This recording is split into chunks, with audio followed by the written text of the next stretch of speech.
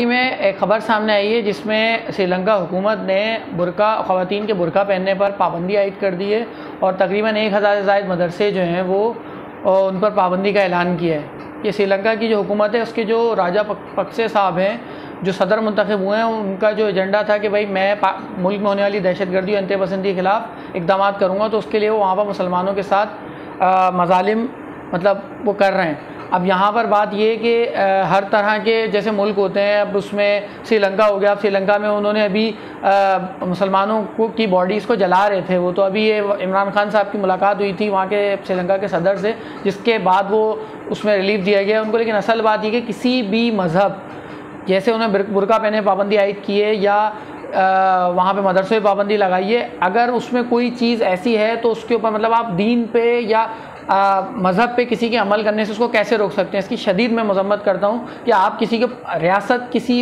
इंसान को उसके मज़हब में मदाखलत का कोई इख्तियार नहीं रखती। अगर वो उस पर अमल दरामद करना चाहता है तो गलत वो सही है, लेकिन हुकूमत उसकी मदाखलत उसकी गलत है।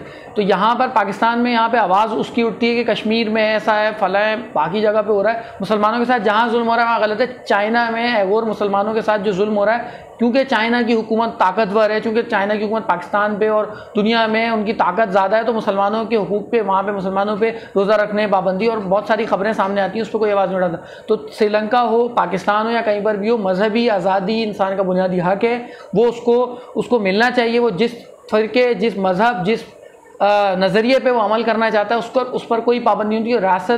रियासत की जानिब से इस तरह की पाबंदियाँ काबिल मज़म्मत हैं और ये बुनियादी इंसानियों के ख़िलाफ़ हैं। और पाकिस्तानी हुकूमत को श्रीलंका में होने वाले मज़ालिम हैं उसके ख़िलाफ़ जो है सिफारती सतह पे इसको उजागर करना चाहिए कि ये जो बुनियादी इंसानी हुकूक हैं, ये जो इंतहा पसंदी दहशतगर्दी है, मुसलमान अगर कोई मुलविस हैं या कोई भी मज़हब का बंदा मुलविस होता है उसको सज़ा मिलनी चाहिए। लेकिन जबर के ज़रिए कोई निज़ाम, कोई चीज़ आप मज़हब पे या किसी नज़रिए के ऊपर नाफिज नहीं कर सकते। शुक्रिया।